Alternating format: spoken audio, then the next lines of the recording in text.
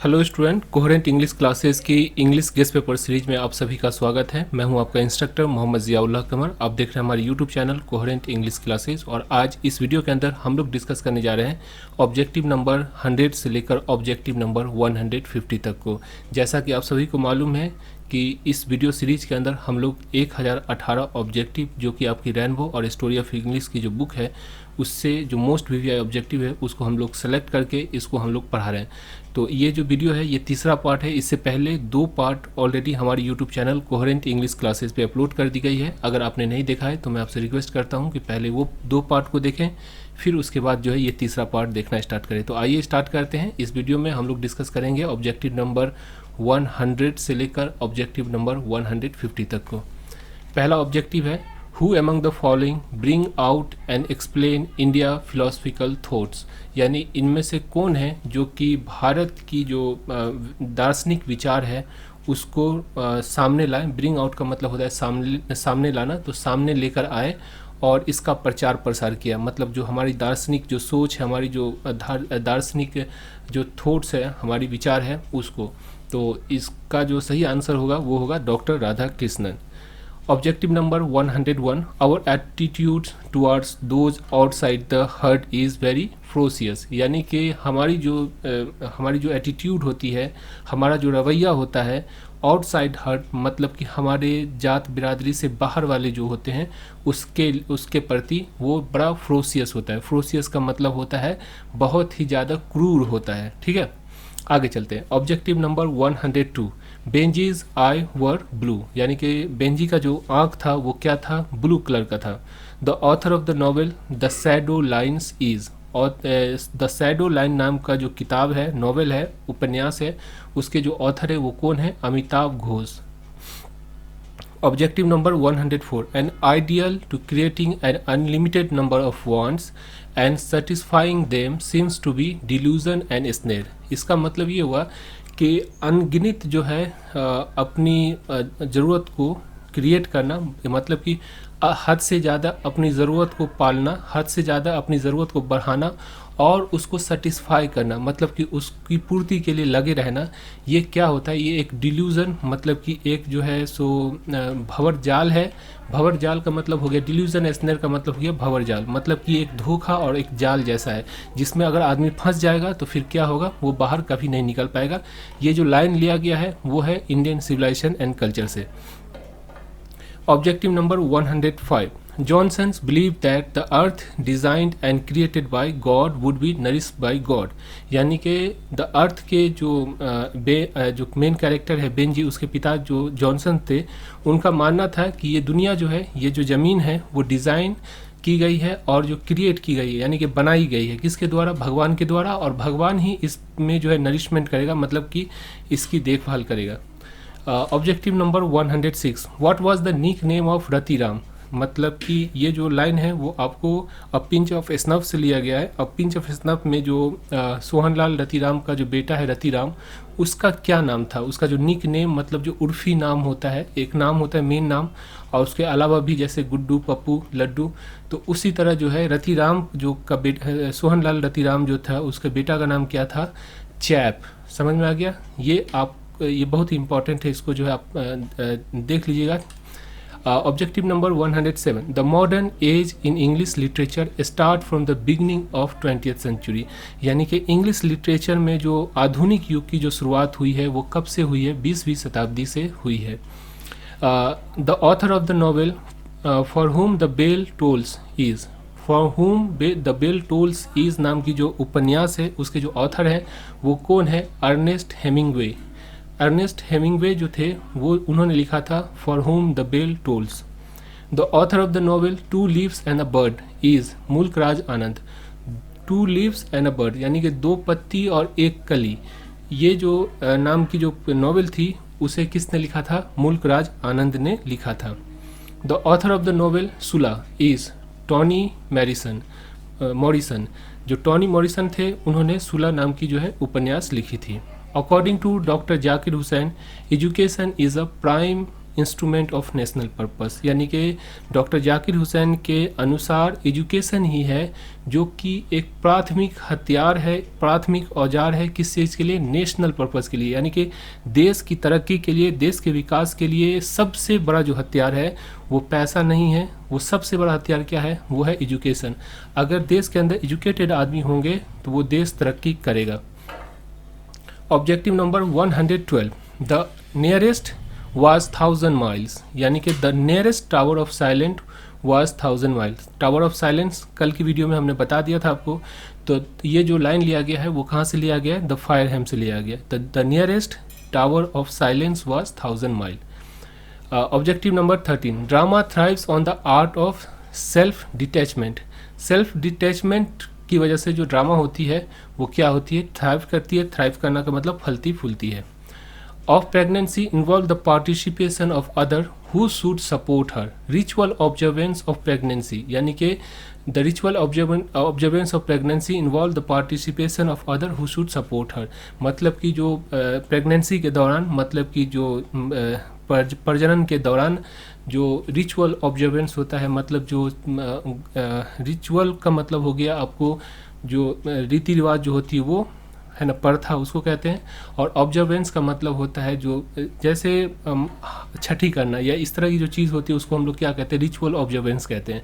Ritual observance का मतलब हो गया कि वो चीज़ जो हम लोग अपने समाज के अंदर एक जो रीति बना लेते हैं, रीति रिवाज जो होता है उसको जो प्रेगनेंसी के दौरान जो होता है उसमें पार्टिसिपेट कौन करता है, हु शुड सपोर्ट्स हर, मतलब उसमें इन्वॉल्व होता है पार्टिसिपेशन ऑफ औरत, मतलब जिस औरत की जो प्रेगनेंसी होती है वो, और उसको सपोर्ट करने वाला जो घर परिवार या उसकी जो सास होती है वो जो है इसके अंदर भाग लेती है।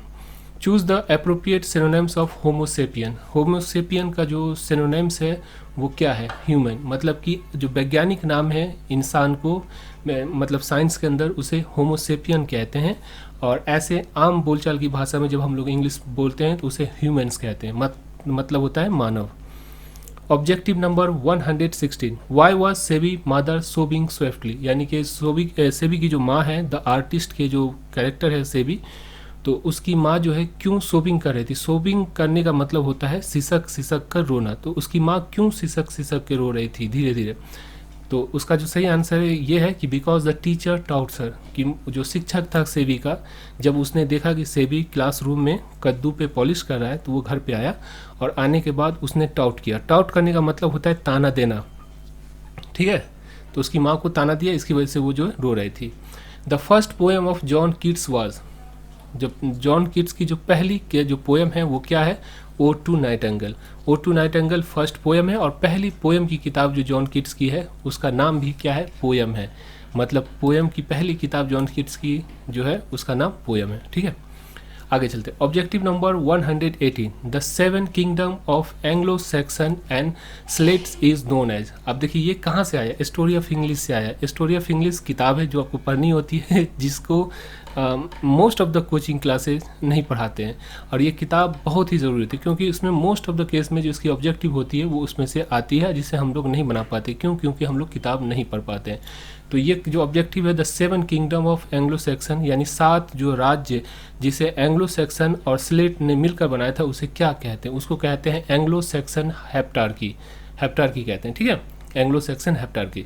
The first book of English prose and the first continuous history of European nation in its own language was, यानी कि पहली इंग्लिश प्रोज की जो किताब है और पहली जो है कंटिन्यूअस हिस्ट्री, यानी यूरोप की जो पहली जो हिस्ट्री की जो किताब है और वो भी उसकी अपनी भाषा में, वो कौन सी किताब है, ये है Anglo Saxon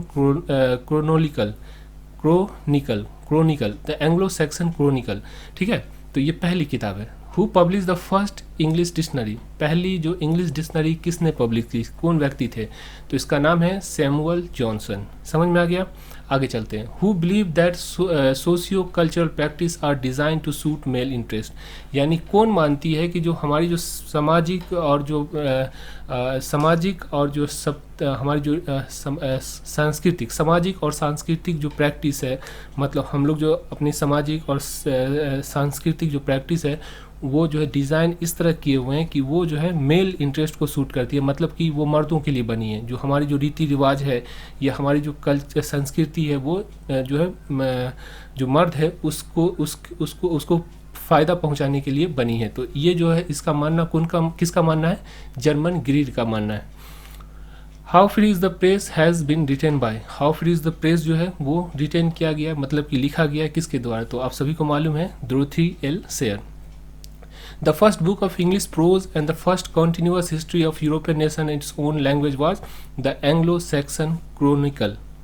The young Indian friends of authoress was married to a Kashmiri man. मतलब कि इंडिया थ्रू ट्रैवलर आइस के अंदर जो उसकी दोस्त है पल्सेसबर्ग की, तो वो एक जो है इंडियन दोस्त है और उस दोस्त ने शादी किया था किससे? उसने किया था एक कश्मीरी जो मैन है उससे उसने शादी किया था। India through traveller eyes is extract which is taken from my several world. India through traveller eyes जो है वो एक एक्सट्रैक्ट है, मतलब जो पूरी कहानी है उसका नाम है माई सेवरल वर्ल्ड। जो किताब है उस पूरा किताब जो जिसमें ये लिखा गया है, तो उस किताब का नाम है माई सेवरल वर्ल्ड, और उसमें से जो कुछ पार्ट्स को जो निकाल कर जो लाया गया है उसे इंडिया थ्रू ट्रैवलर आइज कहते हैं। तो इंडिया थ्रू ट्रैवलर आइज जो है वो निचोड़ है किस चीज़ का? माई सेवरल वर्ल्ड का। The rise of novel was the result of democratic movement of 18th century. जैसे ही नॉवेल का राइज हुआ, मतलब कि उसकी उन्नति हुई, तरक्की हुई, तो इसने जो है बढ़ावा दिया किस चीज़ को? डेमोक्रेटिक मूवमेंट जो होता है, मतलब कि लोकतांत्रिक जो आंदोलन होता है उसमें इसने बहुत बड़ा जो रोल निभाया। किसने? नॉवेल ने। The author of the novel Taipei and Moby Dick, Taipei and Moby Dick नाम की जो नॉवेल है उसके जो ऑथर हैं वो कौन है? Herman Melville. The under secretary had to put a charpai for himself in back veranda, यानी अंडर सेक्रेटरी जो थे उसे अपने उन्हें जो है बरांडा में अपनी चारपाई को रखनी पड़ी। क्यों रखनी पड़ी? क्योंकि नानू काका आ गए थे उसके घर को, उसने जो है कैप्चर कर लिया था। Objective number 29, drama is a literary art as well as representational art, यानी कि ड्रामा जो है लिटरेरी आर्ट भी है और जो है रिप्रेजेंटेशनल जो आर्ट है वो भी है। The narrator was under secretary on probation, जो नरेटर है मतलब कि अ पिंच ऑफ स्नफ के जो कहानी को जो बयान करने वाले हैं वो क्या है? एक अंडर सेक्रेटरी है प्रोबेशन पे। प्रोबेशन का मतलब होता है परीक्षा पे। परीक्षा का मतलब ये हो गया कि जैसे किसी कंपनी में आप जाते हैं तो उस कंपनी में पहले कंपनी आपको हायर करता है और उसके बाद 3 महीना का पीरियड होता है कि 3 महीना हम आपको चेक करेंगे। अगर आप सेटिस्फैक्ट्री वर्क करते हैं, मतलब कि आपका जो वर्क है वो हमारे हिसाब से है, तो हम आपको रखेंगे, परमानेंट करेंगे, वरना नहीं करेंगे। तो ये जो 3 महीना का पीरियड होता है उसको हम लोग क्या कहते हैं? प्रोबेशन कहते हैं। समझ में आ गया? Walt Whitman is well known for its free rhythm poem. Walt Whitman जो है अपने जो मुक्त लय की वजह से जो है वो जाने जाते हैं। T.S. Eliot was awarded with Nobel Prize in 1948, यानी T.S. एलियट्स जो थे उनको 1948 में नोबेल प्राइज से अवार्डेड किया गया, मतलब उसे सम्मानित किया गया। A marriage proposal is a play. Marriage proposal क्या है? प्ले है, नाटक है, या फिर कभी कभी ऑप्शन में ये भी होगा 1 act play. 1 act play, 2 act play, 3 act play, तो ये 1 एक्ट प्ले है। Someone was before me at my water trough and I like a second comer। मतलब someone was before me यानी मेरे से पहले कोई था at my water trough, मेरे वाटर ट्रफ पे। ये ट्रफ का मतलब क्या होता है? जो नाद होता है जिसके अंदर बैल, भैंस या मवेशी को जो पानी पिलाते हैं उसे हम जो क्या कहते हैं? TROUGH, trough. ट्रफ का मतलब हो गया जो नाद होता है जिसमें पानी पिलाते हैं उसको कहते हैं। तो मेरे नाद पे यानी कि मेरे जो पानी वाला नाद है उस पर कोई पहले से था। एंड आई लाइक सेकेंड कमर, और मैं जैसे था कि मैं सेकेंड कमर था, मतलब पहले कोई आ गया था और मैं दूसरे नंबर पे था। तो ये जो लाइन कहाँ से आया? ये लाइन आया है द स्नेक जो पोएम है उससे जो है ये लाइन लिया गया है। At mother insistence the narrator had taken 2 days leave. माँ की जो जिद पे, माँ की जो है बार बार कहने पे जो नरेटर हैं मतलब कि अ पिंच ऑफ स्नफ के, उसने 2 दिन के लिए छुट्टी ले लिया। किस चीज़ से? ऑफिस से। The word drama comes from Greek word. Drama जो है वो ग्रीक वर्ड से आया है। अच्छे, married women do not become member of their new family in India continent until they have born a child. यानी कि ऐसा देखा जाता है कि हमारी जो इंडियन कॉन्टिनेंट है, मतलब हमारा जो अखंड भारत जिसको कह सकते हैं, जिसके अंदर इंडिया हो गया, पाकिस्तान, बांग्लादेश, नेपाल, वर्मा, भूटान, तो ये जो इलाका है उस इलाके में एक औरत जो होती है वो उस फैमिली की, जैसे कोई औरत शादी करके जाती है किसी घर में, तो उस फैमिली की जो मेंबर तब तक नहीं बनती है जब तक एक बच्चा उस घर में उसको न, मतलब एक बच्चा न हो जाए, तब तक उस घर की जो है मेंबर नहीं बनती है। ठीक है। John Keats die at the age of 26। John Keats जो है, इनका जो मृत्यु हुआ था, ओड टू ऑटम के जो जॉन किट्स है, उनकी मृत्यु सिर्फ और सिर्फ 26 साल की उम्र में हो गया था।